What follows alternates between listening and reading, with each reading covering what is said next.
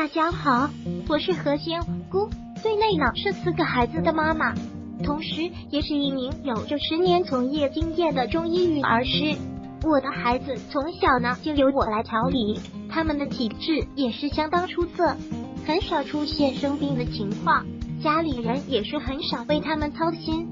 最近这么多宝妈为了孩子咳嗽烦恼，我真的迫不及待想把这个写给你们。材料：雪梨、花椒、冰糖、牙签。制作方法：一、选取一个表皮光滑、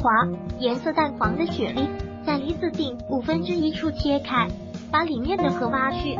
将准备好的冰糖和花椒灌进去，盖上盖子，插上4根牙签固定盖子。2、将固定好的梨子隔水放在蒸锅里，先大火将水煮开，再小火蒸20分钟。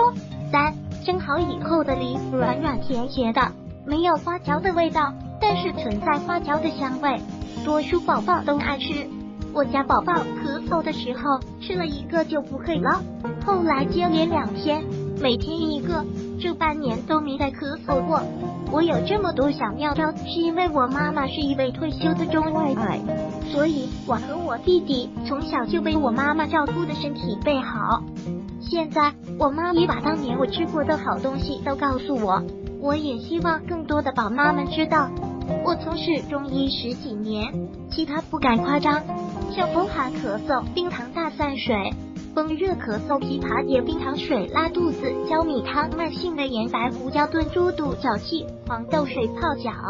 等常见病我都能从容应对。如果你起床时出现头发昏、大便粘稠、粘马桶，而且舌苔很重，一整天没有精神，这些也是可以食疗药膳调理好的。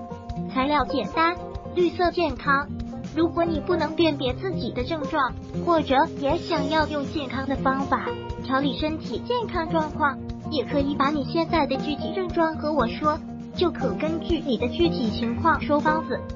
但是一定要对症才有用的哈。如果喜欢本视频，请分享并订阅本频道，访问 TT News XYZ 获取更多相关资讯。